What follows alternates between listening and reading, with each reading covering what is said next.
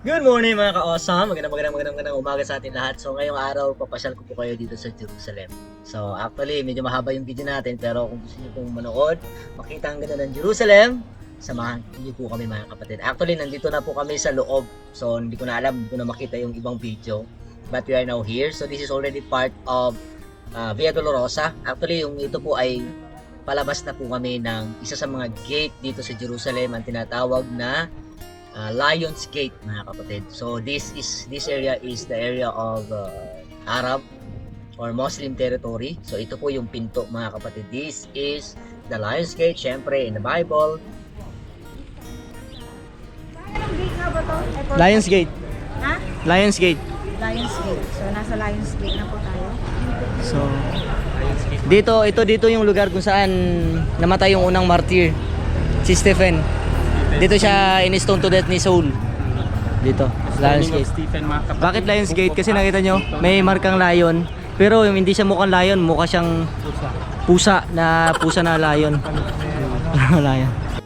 So yun nga, lumabas kami dito mga kapatid dahil gusto po namin puntahan ng malapitan ang isa sa mga nakasarang pinto ng Jerusalem, ang Golden Gate. So tara, samahan niyo ako mga kapatid. First time din namin actually na makapasok dito. Kaya so kung mapapansin nyo mga kapatid, meron pa akong makasama dito, mga anak ko po yan, mga vlogger din po yan sila. So mag-subscribe kayo. Una syempre si Ems Amita. So isang malaki na po yung channel niya. At syempre si Golden Gate. Ray Carlo Padillo. Nasa libingan na po tayo mga These are Muslim cemetery. Mga prophets? Arab cemetery. Muslim. Arab Cemetery. So, Oh. Mount of Olives sa gitna, Christian. Sa pinakataas, di ba, Jewish. Sa mga pag-ulit. Sa taas. ito yun. O doon pa? Hindi, libingan ng mga Arabs dito. Hindi yung gate. Ito? Na Sa pinaniniwalaan likod. na doon babalik.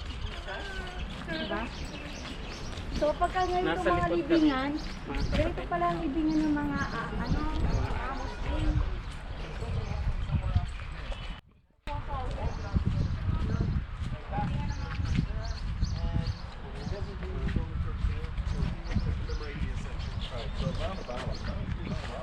No, because the Romans will use it the trees to put the city under siege in the year 7. Mount Zion. Yung Mount Zion. Puno-puno rin ang mga sementeryo, libingan. So ito po yung wall, Old City Wall ng Jerusalem. So ayun nga mga kabuhay, andito kami sa tabi ng wall ng Jerusalem. So pinupuntahan namin yung nakasarang pinto dito mga kapatid. Napakahalaga niyan sa Bible. So hanggang ngayon nakasara pa rin dahil merong prophecy na mangyayari. So ito po yung libingan ng mga Arab Israeli o Arab Muslim dito po sa Jerusalem. Actually yung door na ito mga kapatid natin pupuntahan ay pinasara po ni Sulaiman the Magnificent during the time ng Ottoman. So siya rin nagpagawa ng wall na ito ngayon.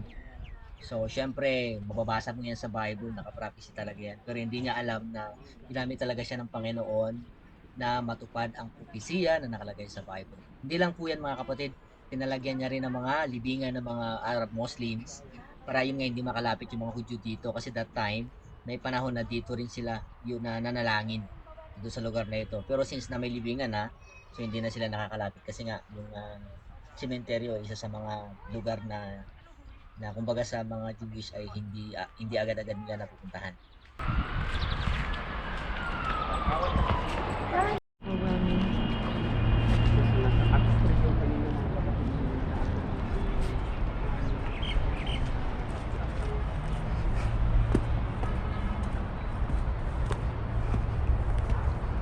Oops. Ayan, ito po yung nakasarang pinto dito sa Jerusalem. Amazing kasi only Jesus the Messiah will enter again this door as a King of Kings and Lord of Lords. Kaya nakasara ito. Kasi it was prophesied in the Bible na mayroong isang pinto sa Jerusalem na isasara. And pag dumating yung Panginoon ay papasok siya dito ulit. Kasi ito yung pinaka door going to the Temple Mount or the temple during the time of Christ.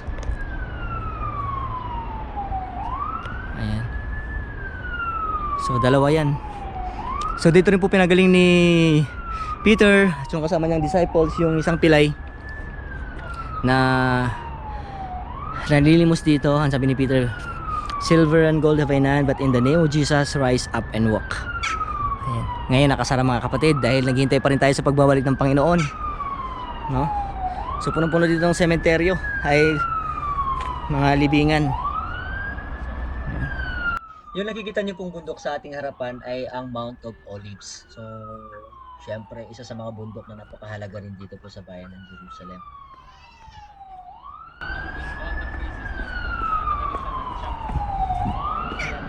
But, ang nangyari mga kapatid, later on, nung palabas na sila ng temple, pumunta na sila ng temple, nagtaka yung mga tao. Tara na. Dahil alam nila yung tao na to na everyday, na laging nakatulog ito ng limos, ay nakatayo na. And nung lumawag siya kay Peter, mga kapatid, ano sila, na-amaze sila mga kapatid na nakalakad itong pilay na ito. And yung lesson dito ay hindi man na-express na ng pilay na ito, ng lalaki na ito na pinagaling nila Peter, ay in-express pa rin ng Peter, no, na hindi namin ito gawa, but this is the work of God, no. Inaas pa rin nila ang Panginoon Diyos na hindi sila mismo yung nagpapagaling, but it was the Para mas maganda, bro. so, For- tutuloy natin ngayon. next tapos, destination naman. we will have our real life na sa Hindi naman another yung isang bayan. destination natin. Bakit Para nag-finger? ma-appreciate niyo yung Di ba tayo may nakasulat dyan na ano? next time pag napapalik Tatlong character? Saan? Di ba meron silang inaano dito dati? Oh, yung mga- Nakasulat daw? Yung mga detail. Sa mga nanonood ng ating live tour dito sa Jerusalem now. So day tour tayo mga kapatid. Buong araw tayo maglalakwat siya ngayon dito sa Jerusalem now. So paalam muna and we will resume our live in few minutes. Bye! For destination na lang gawin mo. For destination. Kanina i-edit ko hindi yung Jerusalem kasi Jerusalem yung sinabi ko. Jerusalem na. Ano? Bethesda and ano ka mo? Bethesda and Golden Hill. Ano sabi ko? Jerusalem tour, no? Pero lagyan ko ng ano? Trip to Jerusalem. Trip to Jerusalem. Pwede.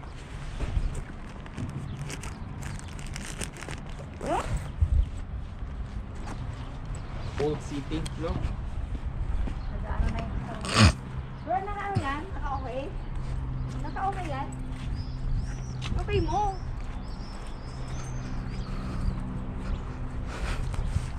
Nakita niyo bakit may mga butas yan? So, bro, yung sinasabi ko, yung Kedron Valley dyan, di ba? So, possible yung wall, dati mataas pa. Dyan talaga sa Kedron. Kasi, pababa, di ba? Ang hirap mag, ano? Ang hirap talaga pasukin. Mostly, may mga ano na, sa ano, kaya ang City of David, possible na pasok kahit yung Pulog Siloam. Time ni David. Yung, kasi dyan, Tay, bakit nangyari dyan parang susi? ayan nga yung mga, ano, ng mga archer, dyan nilalagay yung mga, Oo, parang pamana. pamana, tapos yung mga minsan may binubuhusan nila ng di ba? Oh, mainit. Sabi nakaka-amaze. Ito pa, bigyan ko kayo ng ano Wait. Okay? Bigyan ko kayo ng Pwede Okay. na ako. So, I-video ko lang. Sige. okay. Ang pangit ng ano, ng background. Dito ka. di mo na naminig kasi. Ayan, sige. Okay. Ang Arab saka yung mga Jewish parang same sila ng paglilibing, di ba? 24 hours. Okay? Ang paglibing nila dito, nakita niyo diyan yung mga nakita niyo sa taas, hindi yan yung pinaka body nila. Okay, nasa pinakailalim. Ang ginagawa nila kasi dito paglibing, binabalot lang nila, di ba? Tapos nilalagay nila ang lupa. Tapos hindi nila muna tinatakpan. Hinahayaan nila yan days. Tapos kung bumaba na yung lupa, tatakpan nila naman yung lupa, hintayin ulit nila. Okay? Tapos kung bumaba naman hanggang sa tumigas, hindi nila dinidiin yung lupa. So hanggang sa mapantay na, kung pantay na sa taas, bago nila ilalagyan ng sara. Okay? So hindi ko alam kung ano yung pinaka-meaning nun, but that is one of the ceremonial na ginagawa nila dito sa Israel. And wala kasi dito ang mga Jewish na libingan doon sa taas. Meron kayong makikitang window, parang maliit na butas. Because they believe that, alam nila na dito darating yung Messiah. So, yung window na yon, kasi they believe na pag dumating yung Panginoon, yung Messiah nila, the light of God, the Shekinah glory na tinatawag, will light. Talagang hindi mapipigilan yung liwanag na yon. And they believe that pag dumating yung Messiah, the light of God will reflect doon sa ilaw, sa bintana. Papasok doon and gigising sila. No, they are the first people who will witness. Kaya nga diyan sila, mayayaman yan. Pag nandiyan ka nilibing, ibig sabihin, well known ka kasi Prominent. isa ka kumbaga sa sinihan, ikaw yung pinaka front page na makikita mo yung unang pagdating ng kanilang Messiah, VIP. Diyan kaya diyan sila sa sa Mount of Olives kasi they believe na dito rin darating yung Messiah. At syempre, wala pa dito. Actually, mga bato yung ginagawa nila diyan. Tinatawag ito na Stone of Remembrance. Hindi sila nagdala ng bulaklak. Bato nilalagay nila sa taas ng puntod. Stone of Remembrance. Actually, biblical yan. During the time of Panginoon, di ba? Every time na may remembrance, magdala kayo ng bato, ilagay nyo sa lugar para kung may magtanong ng mga bata, mga anak nyo, ano ito, you could tell them the story, the wonderful story of God. So, ayan, nagdadala sila ng bato sa remembrance na dumating sila at maalala nilang kabutihan din ng mga tao na namatay dyan. And saka minsan kasi pag malamig na panahon or minsan malakas yung hangin, makalat din, di ba? So they are using stone. Hindi pwede ito yun sa Pilipinas kasi pag Pilipinas yan, baka mawala ng mga kabahong natin. Padamihan ng bato. So, then Mount of Olives. Ngayon, yan yung isa sa pinakamatandang cemetery na ngayon ay ginagamit pa rin. Yung Mount of Olives. Tara. Lalakad na tayo.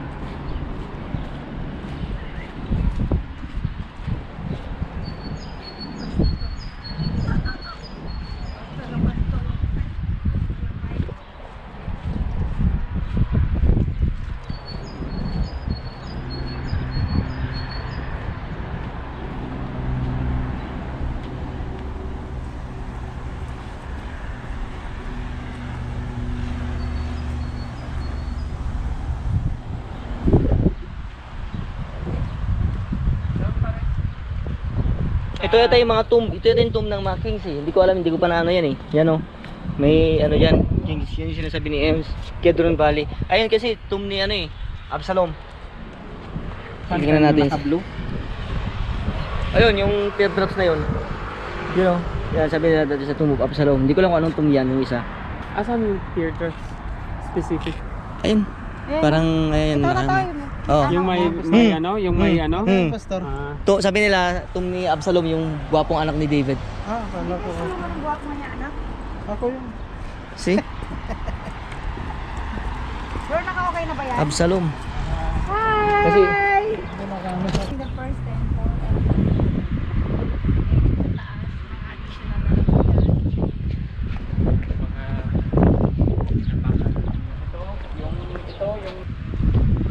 galing na oh. Paano mo na Olive stop? Oh, yun. Kaya pa kaya natin sinasabi na Mount of Olives yan. Ayun oh, panoramic view. Alam ko. Kaya picture nga. Ito, City of David. Yan.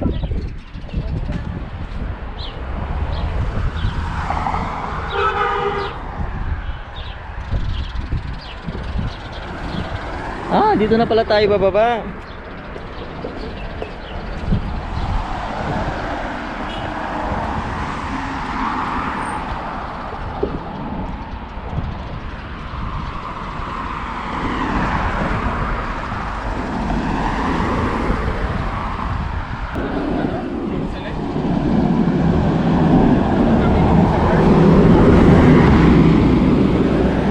buses. Mabilis, lipat tayo sa kabila kasi oh, ano to? Bilis. Mabilis ang sasakyan dyan. Tingnan natin ito. Kung ano to. Absalom's Lookout Pillar. Kedron Valley. Ito. Tumub si Karea. Ito yung tumulong Zechariah. Si Karea. Ito, tumub Absalom, tama. Ito Okay. nga ano, ito. Tumub Absalom, yan nga. Doon sa kabila. Yun sa kabila, ito. Ito, tumub ni Zechariah, yan. Sabi ko. Ito na yung Zechariah. Tumub si Karea. Zechariah, tumulong. Tumub Binizer. Tumub Binihizan. Hindi ko makikita to. Binihiset. Iyan, Oo. no? Ayan.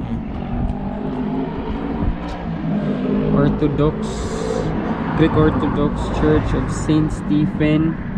Ito kanina yung entrance. Hindi natin napuntahan ito. Hindi Pero pa. doon lang matabi kaya nga di ba kasi doon pinatay si Stephen, di ba? Oh. So, So yun doon na baba, no? Oo. Doon. Tapos ito Hebrew University of Jerusalem. Tapos Garden of Gethsemane. Azalon, Altor Neighborhood, Church of Mary Magdalene. Church of Magdalene pala yun.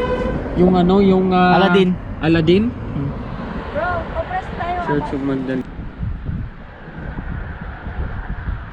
Okay. Ayan, pwede na pala tayo magpa-Mount of Olives. Tara. Let's go.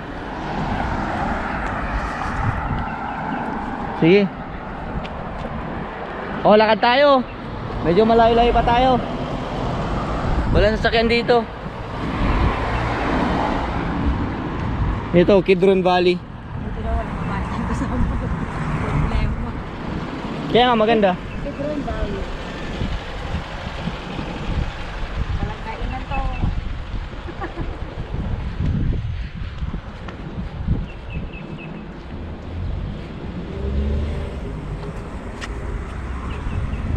Saan ba yun? Sige, tunnel. Diyan. Dyan tayo galing. Oh. Nag-entrance? Saan tayo? Doon, sa side na yan. Ayun yung mga tao yun. Diyan. Diyan yung isa, nakita mo yun? Nakita mo yung pinasukan natin yun, oh, sa pinaka-corner sa lupa. Sa may grass. Di ba nakapunta tayo dyan? Yes. Diyan tayo nag-stop. Tapos bago tayo pupunta sa taas na naman. Pababa. Ganda nito court. Diyan yung Hezekiah's Tunnel. Ito naman, sa lugar na ito, okay, sa taas na yan, that is the third holiest site ng mga Muslim, ang Al-Aqsa. Yan, Al-Aqsa yan. Ang Dome of the Rock na yellow, yun yung shrine na lang yun, shrine. Pero yan yung Al-Aqsa, yan yung third holiest site ng mga Muslim. And biblically, yan din yung kinoconsider ng mga Bible historian na dyan dinala ni Satan yung Panginoon sa pangalawang temptation in the pinnacle of the temple. Kasi dyan yung temple. Sabi niya, you jump. Kasi nga, sa baba niyan, it's a marketplace. Kaya malupit din talaga mag-tempt si Satan. Kasi alam niya na pag humahulog siya, mapapaya yung Panginoon. So kasi sobrang daming tao niyan. Dyan yung market. And yung area na ito, dito yan yung mga remains. Marami sila nakita ng mga mikveh, mga Jewish bath.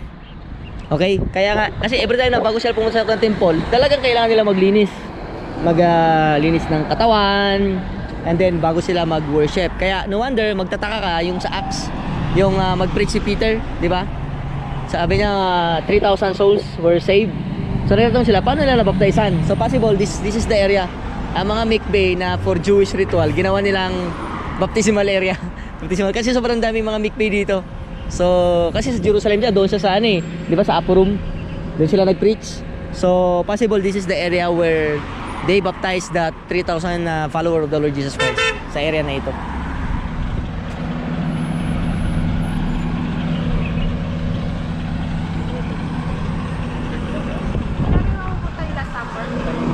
Puntahan natin. Doon pa, nakita mo yung ano na yun pa papuntahan natin yun. Ayun oh, Galikanto yan eh. Ayun pala yung Galikanto. Ayun oh, doon tayo pupunta. Sa taas pa. Sige, lakarin natin. Para ikutin.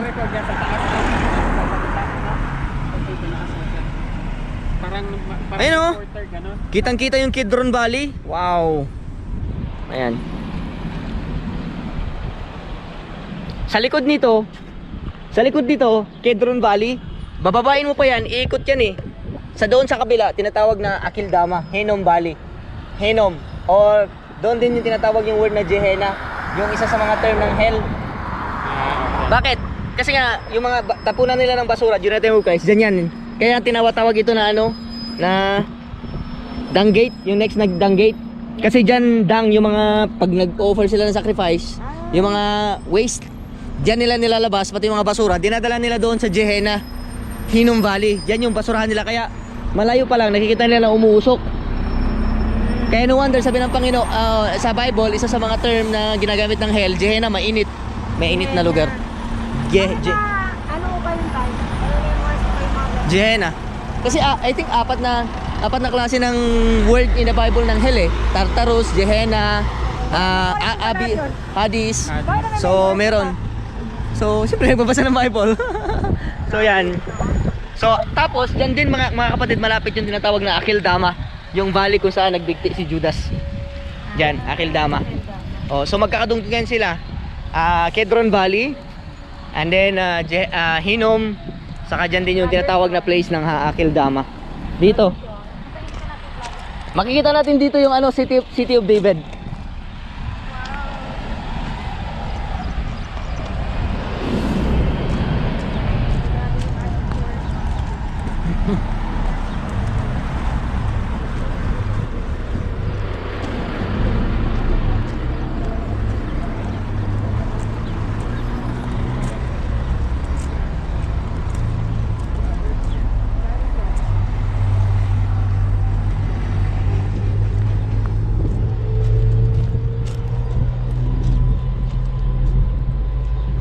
gusto yung mag-picture. Ito, ganda oh. Yan oh. Akildama. Okay, so Wait. Wait. Game. okay, isa sa mga mga kapatid, napakaganda no. Saglit lang daw. Okay, go. Okay, napakaganda ang tinatawag na Kedron Valley, no? Kasi dito mga kapatid, isa sa pinakamagandang place dito, yan tinatawag na the City of David. Yan po. The area niyan, yung bundok na ito, that is the City of David. No wonder, isa sa mga site dito mga kapatid, pagpasok mo diyan, ang tinatawag na Hezekiah's Tunnel. Okay? Dati, sabi ng mga scholars, dito yung isa sa mga malapit pasok pa yan ng Jerusalem, pasok ng Old City. And dito mismo nakatira si David. Yun yung binigyan siya ng kapayapaan ng Panginoon, naging hari, 'di ba? So nagpatayo siya ng kanyang bahay. And dito nangyari yung event na kung saan nakita niya doon sa baba si Bathsheba naliligo. Okay? Gabi, tapos siguro sikatan ng liwanag ng buwan yung kanyang katawan, makinis, 'di ba? So diyan nagkasala mga kapatid si David sa lugar na ito. And dito rin nagsimula yung kanyang matinding kasalanan, and pero nakita naman natin na ni-restore siya ng Panginoon. So kaya tinawag ito na the City of David. At siyempre dito rin yung location ng tinatawag na Hezekiah's Tunnel. Kasi isa po sa mga naging hari dito sa Jerusalem si King Hezekiah. I think he was the 13th king of Judah, no? So isa po siya sa mga faithful na naging hari ng Israel. No wonder din natin the Assyrian, no, sinira nila lahat ng mga lugar dito, pero yung Jerusalem hindi nila nasira kasi because of a faithful king na si Hezekiah.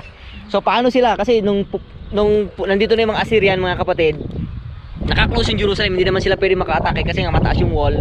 At yung maganda kay King Hezekiah, kasi meron ditong pool, no? Ang tinatawag na Gihon Spring. So napakagaling ni Hezekiah kasi gumawa siya ng tunnel, bumuta siya sa ilalim.